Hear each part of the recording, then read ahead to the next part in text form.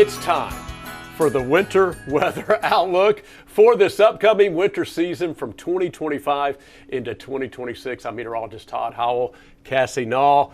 Cassie, we got a lot of different details to get through. We're going to kind of think and start out kind of big picture. We'll talk about recent years, and then we're going to kind of hone on down with a forecast for the winter season coming up as well. That's right. We have a lot of factors that we take into account when we're looking at the winter season. And of course, to remind everybody that when we're forecasting for the winter season, we're saying this is what's going to happen overall for a 3-month time period. Big picture, long time period, yes. Keep in mind that on a day-to-day basis, we forecast for the next 7 days. Yes. So you got to kind of think about that when you're listening to what we're talking about here. Yes. Yeah, we're still going to have to take it in the short term as we go through the winter season. This is just a general gist of what we're looking forward to. That's right. And when a winter storm or a chance for snow comes up, we're even getting much more fun. A lot of times it's 24 hours out till a lot of the details come together. So think big and then narrow, and we'll detail those forecast details for you coming up. Okay, so let's start with the big picture. Some of the factors that are coming into play that you probably heard about on social media that are possibly going to be impacting our forecast this year. And of course, the first one that a lot of folks are hearing about is El Nino or La Nina. Yeah, La Nina, El Nino's sister. That's just a joke, which you probably heard that before. Now, yeah, and so it looks like we're going to be in somewhat of a weak La Nina as we come up into this winter season. We had kind of a very neutral to weak La Nina last year, and we're going to get into that more in just a moment. But Cassie, there's an explanation of for what La Nina is expected to do for this upcoming winter season. From the Climate Prediction Center, La Nina is favored to continue, because it's happening right now, it's just a weak La Nina, continue to favor into the winter season with a transition to neutral most likely as we go from January into March. And when we say most likely, this is a chart that they use to kind of give you the indications here. And so to give you an idea, the blue indicates where La Nina has the higher chances, where you see the peachy color, the gray color, that's the neutral, and where you see the red, that's the El Nino. So clearly, very low chance of us bouncing into an El Nino here. But notice how the tan gets taller than the blue. Yeah. These are the dates. We do 3-month averages when it comes to the ENSO cycle. And so January through March, you can see the tan starts to take over here, February, March, April. Now we have a very high chance of being into neutral conditions as we get into spring. Yeah, so that's it. So we're kind of that December to January weak La Nina, but as you said, Cass, as soon as we turn the corner the first of the year, it makes that transition to more neutral, and then a little bit more of the reds coming up, and we'll focus on that later on down the road. But of course, you're hearing a lot about the ENSO cycle, El Nino, La Nina, or neutral, but for the big picture explanation of what that is in the first place, before we even talk about the potential impacts here in East Tennessee, here's meteorologist Mike Simon. As local meteorologists, we typically look at small-scale weather patterns to be able to forecast accurately from day to day or from week to week, such as here in East Tennessee. But did you know we also look at large-scale global systems which can impact our seasonal weather, such as this winter? And one of those systems that really can affect winter weather is called the Southern Oscillation. Now, depending on the year, it can be an El Nino year or a La Nina year. What does that mean? Well, a Nino year, typically the warm waters that end up welling up during the summer are pushed back toward Asia by the trade winds, which run from east to west. But during an El Nino year, those trade winds end up being weaker. So that water stays put and builds. The surface water becomes very warm and very moist. And as that happens, a southern jet stream, referred to as a Pacific jet, that tends to steer larger scale systems, will periodically send systems across the southern states and use that moisture and that warmth to produce a lot of wetness in those states. While we're between the Pacific jet and the polar jet, we get moisture starved during an El Nino year. Now, during a La Nina year, the opposite happens. The trade winds continue to blow the warmth from east to west. But what happens during a La Nina year is those trade winds are much stronger. So that surface warmth stays to the west, and that allows the well up of the colder ocean depths to come to the surface. Well, when that happens, the Pacific jet ends up being pushed much more north, brings the moisture to the Pacific Northwest and also to us by the polar jet. Where the southern states are dry and warm, we get that moisture from the polar jet interaction with the Pacific jet, and we typically will have a wetter season because of it.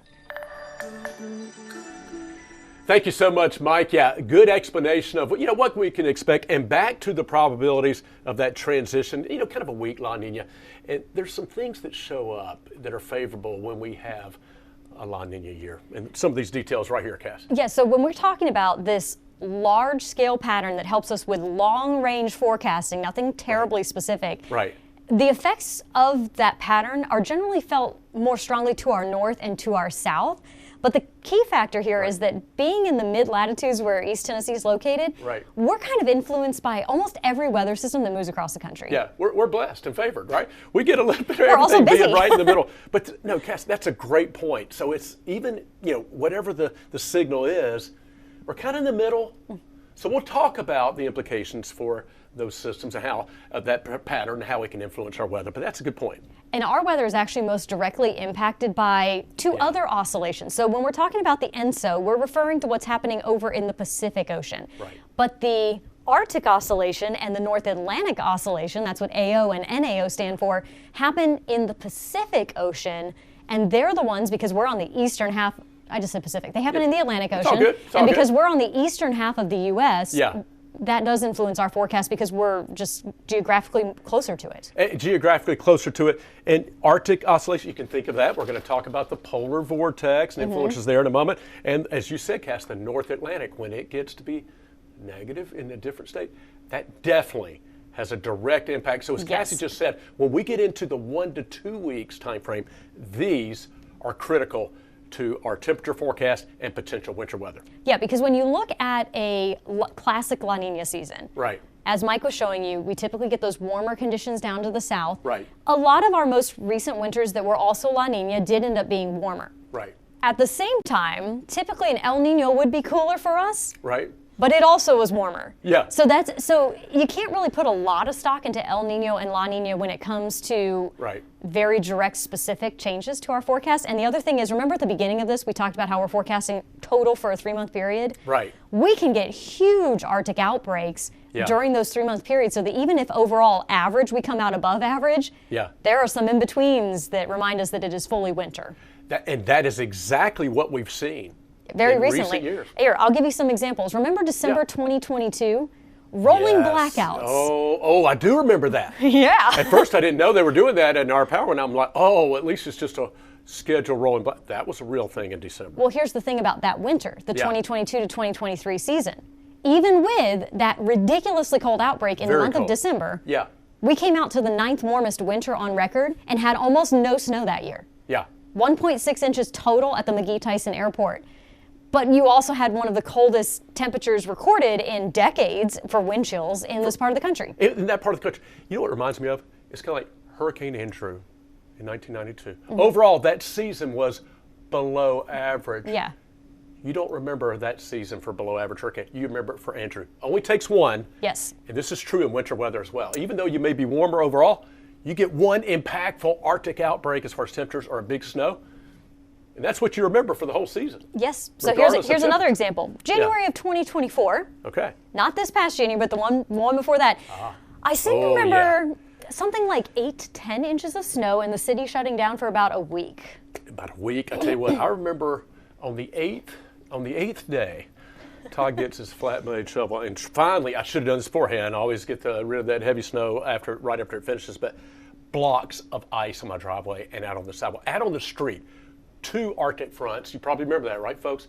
That just shut everything down, and we had freezing rain in the middle of those 2 episodes, and just extremely cold temperatures for about 8 to 9 days. For a long time. Actually, we had 9 consecutive days with 3 inches or more of snow on the ground, which sets a new record for that. That was a record for that. But here's the thing. So we had a cool and very snowy January that year. We still came out above average overall for the entire winter season because December and February offset the cold that we had in January. Interesting. Now, a little slightly different bit this past winter, so this most recent December, earlier this year in January and February. Right. January this year was so cold. Yeah. Consistently cold. Even though we didn't necessarily have a ton of snow. We had one snow event during that entire month. That was memorable. It was a memorable one, memorable. but only one. Yeah, right. We still came out slightly below average for the winter season, but the forecasts last year were for above average temperatures. For above average temperature. You know, that's the nature of it. Yeah, it gets into the finer details, and you probably know this, folks, but just in the short term, you know, and maybe that 1 to 2 week period, and then even shorter, we're talking about the timing of winter systems. So just like a general average for you, 8 of the top 10 coldest winters on record have come during El Nino years. El Nino years, the coldest. Okay. Yes. 5 of the top 10 warmest winters have come during La Nina. Opposite La Nina. But to just add that a little bit more into perspective, that was with La Nina only happening a third of the time. Okay. So just to give you just how much that leans in that favor of that happening. Right. So remember, this year we're in a weak La Nina. Right. Hinting at what our forecast may be. Yeah. But I just gave you 3 examples of when the AO and the NAO overrode that bigger pattern that's out to the west to influence our forecast. And here's a key factor with this, though. The AO and the NAO are only able to be forecast about 10 to 14 days in advance. So here we are in November having this conversation with you. And what's going to happen in February, we're still only going to know about 2 weeks in advance. So, Cassie, what I'm hearing you saying is basically, regardless of the bigger picture and long-range outlook, it's always going to come down to that 10 to 14-day window and shorter, regardless of what the overall outlook is, because that's when we see the atmospheric changes that brings us some of those cold Arctic fronts and the chances for winter weather. And we as forecasters, that's about as far out as we can accurately see in the first place, and our computer models as well. Exactly. I have seen so many posts on social media for 30, 60, 90-day snowfall totals, and they're like, oh my gosh, we're going to get 4 feet of snow in the next 3 months. And you're like, how in the world do you know that? That is just literally throwing darts at a board. Yeah. Sometimes they get it, sometimes they don't. I'm going to just use my catchphrase here. Just check back for the updates. Check back for It's going to be so much more accurate in the short term. Make sure you have trusted sources when you're looking at information on social media in general, and especially when it comes to weather as well. Yeah, I saw something, a probability of 30-month outlook. It was an irresponsible meteorologist who put something out on social media and said, hey, look at this. Now, folks, you know what folks on social media are trying to do.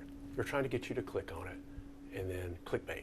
We don't do that here at Channel 10. We're going to try to be very responsible. We're going to try to put out the most accurate information we can in a responsible way, because we're all looking at the same data. But we know we're not just going to throw it, hey, look at this.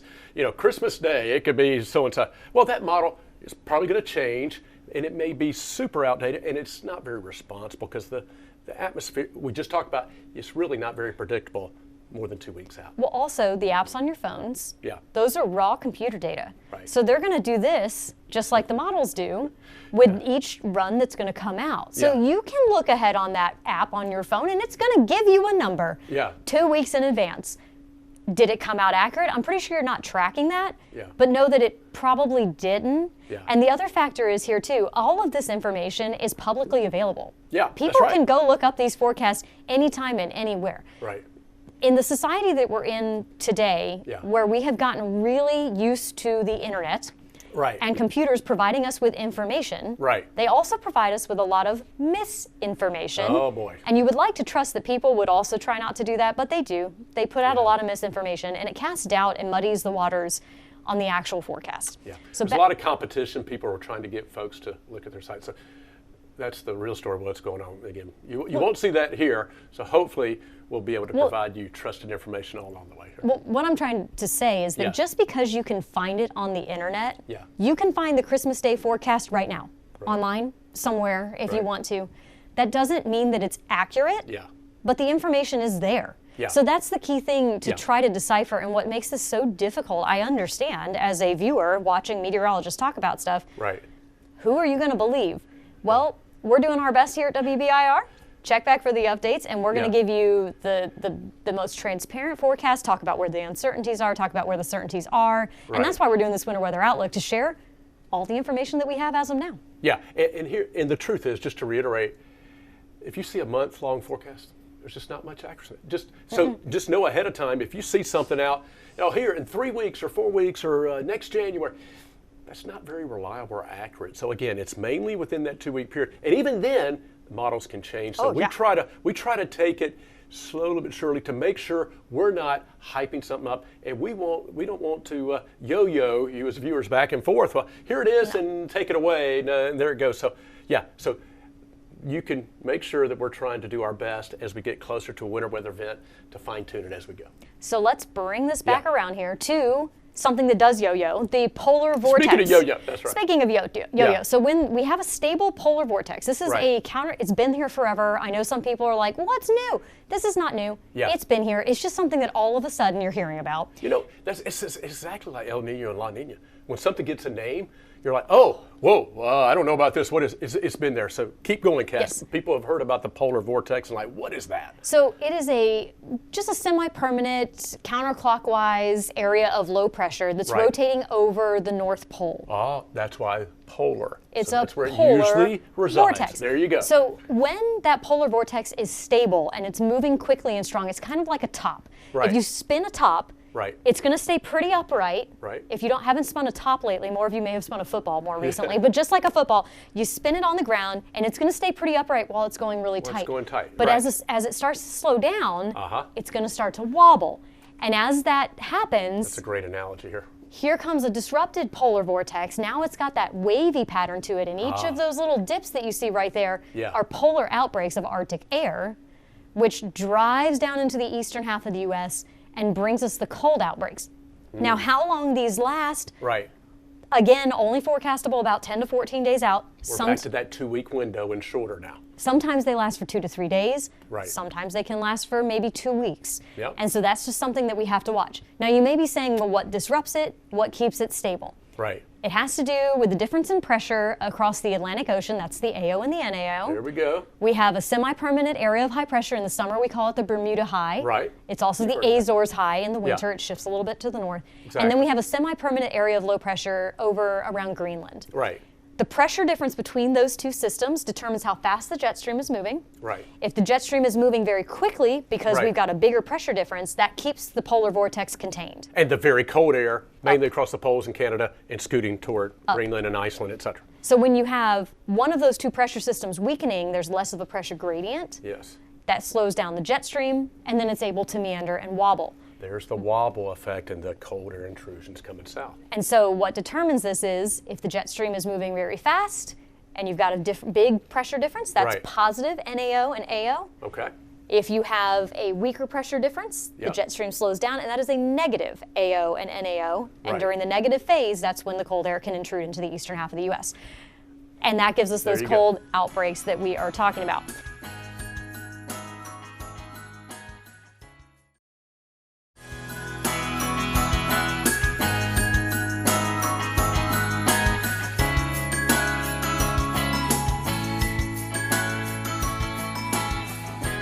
This is also going to be the first winter here in East Tennessee for a new member of our weather team. Yes, we're super excited. Julia Quady. Yes. So meteorologist Rebecca Sweet sat down with her to talk to her about the upcoming winter season. Hey there, everyone. Meteorologist Rebecca Sweet here, along with our newest meteorologist, Julia Quady, who, again, Julia, you're coming with us. You're familiar with snow a little bit, but you are just recently coming from what state? Yes, I'm coming from South Texas. So down there, we did not get much of any snow at all. The worst we get was mostly like freeze events. So it's been a minute, about 2.5 years or so that probably had seen snow. That's crazy, but you grew up with some snow. Check out this picture of you, and this is your brother. Yes, it's me and my twin brother, James, and we grew up in Maryland. So Maryland, of course, we get snow up there. Not huge snow events, maybe around 2 to 3 inches or so, but that's how we grew up. So I'm used to getting snow events. But like I said, as of recently, it's been a minute, so it felt like almost like a magical experience to even see flurries and see snow again. Well, you say that because we already have had some snow across the region, which is so crazy to think about that you and I have both already covered. I wouldn't necessarily say it was like, you know, a crazy snow event for us here all across East Tennessee, but some of the views looking up at, you know, Mount LeConte and the higher peaks of the Smokies, I mean, some of these areas easily had over ½ a foot of snow. And this just happened to be the third earliest on record snow that we've had, even in the Central Valley. What did you think of that early snow moving into the area. It was really cool to see, like especially the pictures that we're getting in from the higher elevations, how much snowfall they got. Of course, we realized that with the snow event, the higher elevations are going to see the bulk of it, but just even like here in the valley, we saw those couple flurries. It was beautiful to see. Yeah, well, I love that you point that out because, you know, here across East Tennessee, Julia, we like to refer to what we call the horseshoe, and it kind of makes sense when you look at this graphic. So this is the area that tends to see snow at the earliest moment. So we have the plateau, we have northeast Tennessee, southeast Kentucky, southwest Virginia, and up into the higher elevations. And these areas, when we're talking about snow coverage, this is where we tend to like put our crews out there. Most of our, you know, our first snow pictures come out of the horseshoe areas across the region. But this first event that we already had seemed to prove a tale of different stories, as we did already have some snow moving into the region. Now, our average snowfall that we have here in Knoxville is 4.6 inches of snow. What do you think about that? That's a decent amount. It's a little more than I feel like I'm used to back in Maryland, because I feel like our normal snow events, again, to have a lot, it would be like around 2 or 3 inches, and I'll be like, whoa, this is a lot of snow for us. So I'm definitely going to end up, I think, seeing more snow here than I probably had back at home growing up in Maryland. And it's so pretty, and we're so excited about it. Now, keep in mind, Todd's going to have much more about our full winter forecast as we go throughout the rest of the day. And again, folks, you can always follow us online and on social media for more. Thanks for joining us. Beck and Julia, thank you so much. And Julia, welcome to East Tennessee. You know, Julia, she loves the warmer weather, so we've already had some bouts of colder weather. So, yeah, we'll see what we've got coming. Speaking of which, we'll talk more about our official forecast coming up. But, you know, there's winter folklore every year. Oh my gosh, Cassie, we can just run them down. Right? We got the woolly bear caterpillars, persimmon seeds. I'll let you take off with that. I did my research, so let me run through our weather folklore and what they are suggesting could possibly be happening this winter. I'm gonna get my pen and paper out here. Here we go. First, we're going to start with fogs in August. Oh yeah, on the plateau. Huh. We had 10 days with fogs in August. One of them was particularly thick. For those of you who have not heard about this folklore before, the saying is that for every day with fog in August, we'll have a snow in winter. Yeah. Is that accurate? It depends on the year. Some years it does actually correlate. Other years it does not. So yeah, 10 days with snow according to the fogs in August. It started in Crab Orchard up in Cumberland County on the plateau. Helen Lane and her son would count the number of fogs, and it kind of had a correlation. And one year they nailed it. It was like 8, and they nailed it. It was 8 heavy fogs. And then it stuck forevermore. And then it's one of those things that kind of stuck around. So, as Cassie just said, have to see if that applies each and every winter. We'll see. So the next story is the acorns. The story behind the acorns is that if we have a very healthy mast crop, it's Mother Nature taking care of her animals, getting those bears nice and fat for a very harsh winter ahead. When you have a lower mast crop, it implies that we're going to have a milder winter because the bears aren't going to need so much food. Tell you what. Yeah, you and I both know. But there's a lot of acorns. Mast crop this year. Very good mast crop this year. Lots of acorns all over the place. So that would also imply a snowier than average winter based on the acorns. Okay. I did see a lot of spider webs this year. That's not one we normally quantify very well, but I feel like I saw more than normal. Persimmon seeds, lots of spoons. You open them up, and there's spoons. Now, what does a spoon mean, Cass? Okay, so I'm playing that role, right? You know, what is that? Like I haven't heard of it before. Yeah, Todd's not an expert in any of this. Didn't teach me all of this by any means. That's right. So we have the persimmon seed. It comes from the persimmon fruit that falls off a tree. Okay. Don't eat them. I mean, some people eat them and they like them. I personally think, I'm not going to describe what they taste like, but it's not great, in my opinion. So inside that fruit is a little seed, kind of looks like a pumpkin seed, but very small. They're very hard to cut open, but you cut them open, and the shape of the root inside looks like either a spoon, a fork, or a knife. Spoon, fork, or knife. So and those represent something different for each one. So a spoon would represent that you're going to have a lot of snow to shovel. Like a shovel. A knife would indicate that we're going to have sharp cutting wind, cold, very cold winter, and then a fork is just mild. Mild. Okay, there you go. I don't know what you would do with a fork to help yourself during winter, so we're going to call it mild. The ones that we have seen cut did show a lot of spoons, so that would imply also a very snowy winter ahead. The snow lovers are out there. They're making got acorns, I got spoons. Get ready. And then, of course, the woolly worms. Oh, my favorite. Banner Elk. Well, behind the groundhog, but go ahead, Cass. So Banner Elk had, I believe it was their 49th annual Woolly Worm Festival over in North Carolina. Yes. That area was severely impacted by Hurricane Helene. Yeah, definitely. Last year, and they did manage to have kind of a baby version of the festival last year. So this year was a great year. Everybody came out. Great. The winning worm has 13, all of them have 13 segments. They represent the 13 weeks of winter. Isn't that something? And based on the average color of a typical woolly worm, you have dark in the front, red in the middle, and then dark on the end to indicate a cold start, a mid... Dark would be colder. The red or brown would be milder. Yes. And the dark would be colder. So you'd have a midwinter thaw, and then you would get cold again at the end. Okay. This year's woolly worm is kind of dark across almost every segment. Oh, this it's pretty just dark, pretty dark woolly worm this year. Actually, I hadn't heard that yet. So. Yes, I can't remember the worm's name, so I'm not gonna. I think it was like Bob. It was kind of not a complicated name. At least it wasn't Punxsutawney. It was not a complicated name, but yes, this year's worm did have more dark segments than light segments on it. Okay. But here's the thing about these woolly worms. Yeah. First of all, the color of them depends on the colors of their parents, from what I'm told from our bug experts. Now we're taking a deep dive in the weeds here. But also with the woolly worms, I've seen fully black woolly worms this year, and I've also seen fully brown woolly worms. And over the last 2 winters, as a matter of fact, we've actually gone warm, cold, warm, instead of cold, warm, cold. Oh, gosh. So kind of sometimes, you didn't see an all-white one, did you? I have not. I'm pretty sure that that would be an apocalyptic problem that we would be having. So let's go ahead and talk about our official We're working our way up to the winter official weather forecast. forecast. Right. So remember, we talked about all the different factors. Yeah. Here is your potential temperature forecast. That's a hard-hitting graphic. Boom! We could talk about slightly above average temperatures. Now remember, this is overall for the season. This is the big picture, 3 months basically for winter season. We have already had a couple cold air intrusions, very sharp cold air intrusions from the AO and the NAO going negative. Right. I don't doubt that that's going to happen a couple more times this winter. Don't doubt it at all. And remember, you got to have a couple different factors in place. Right. Not just cold air to get snow. You've also got to have lift, and you've got to have moisture in place. Got to have the ingredients. Which we've already had once. We've already had once. We have it. We have. Yeah, you know what? I was like, wait, we didn't? We did. You were here? Yeah. Exactly. Slightly above. So this matches with a La Nina in a weak La Nina. So as Cassie just correctly said, the overall big picture, but it all comes down to those finer details. And within that, if you do see some of those Arctic air, cold air intrusions, you get the timing right with the ingredients.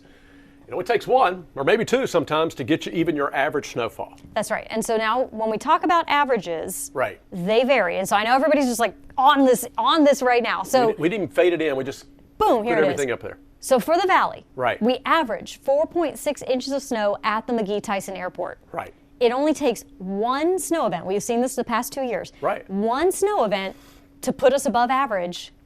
But you can also have a bunch of small snow events that eventually get you there. So quantity versus quality of the snow events, we'll kind of have to see how this year plays out. But we are looking for generally around or maybe slightly above average. Maybe slightly above. It's a weak La Nina going to neutral. In some of the previous years, you may tend to see maybe slightly more than you would if it's a stronger La Nina, which has more of a stronger signal. And we saw that, I think it was 2022, 2023, where we only had, was it 1.6 inches of snow. That was a stronger La Nina. So, and again, this is big picture. We're not saying how many times it's going to snow, how many snows are going to get. We're not saying that all. And keep in mind, some of this, to be honest, take with a grain of salt because it's a range. It's an average. And this is for fun. It all comes down to that shorter time frame of exactly what we'll get. This winter weather outlook is for fun. It's for fun. Yeah, it's for fun. It's for fun. Exactly. We don't normally forecast snow 3 months in advance. We do 7 days or less. So the plateau also slightly higher averages, slightly higher elevations, same idea in the foothills. And actually, fun fact, the plateau and the valley and the foothills come together to make up the horseshoe. So we'll send it over to meteorologist Mike Simon for an explanation of that. Oh, most of us love living here in East Tennessee because the beauty stretches from the plateau all the way back toward the mountains. But have you heard of what's called the horseshoe effect? During winter, it makes a big difference. Let me explain. We have a lot of variant orographic effects. higher elevations and lower elevations. Let's first start in the valley. This is referred to as the Southern Valley, where these counties are. We have the Central Valley, where Knox County is in Knoxville, and then we have the Northern Valley that includes the counties shaded in purple. These areas are much lower in elevation than it surrounding that valley. So let's go back to the higher elevations. This is referred to as the plateau. That's where Cumberland and Fentress County are. And then we have the northern part of the plateau, which is certainly higher than the valley. And then we have the East Tennessee Mountains, shaded in orange. That's where the Great Smoky Mountains are, and that's the highest elevation around. We also forecast for, in a higher elevated area, up into Kentucky, including those counties. Now, if we turn it on its side, now you notice the elevation difference. The valley, much lower, the mountains, much higher back toward the east, and then the west, we still have the Cumberland Plateau. Now, these make up unique orographic changes when we forecast weather. So the lower valley tends to be warmer than the places at higher elevations. The higher up you go, the colder it gets. So during a snowstorm, these are the places that typically build up a lot more snow than even in the valley. However, it can change if a storm system comes in out of the southwest. That means the valley can end up getting a lot more snow than the surrounding higher counties. That's referred to as the horseshoe effect. Mike, great explanation, the horseshoe. That explains a lot. Hey, we're out of time. I hope you enjoyed this winter weather outlook for this year. You can always be watching it right here on streaming. And we'll keep you up to date on the very latest with your forecast. You can download the free WBIR app or tune in anytime on a multitude of platforms. Anytime. We'll keep you up to date on the forecast throughout the winter season. Thank you for joining us.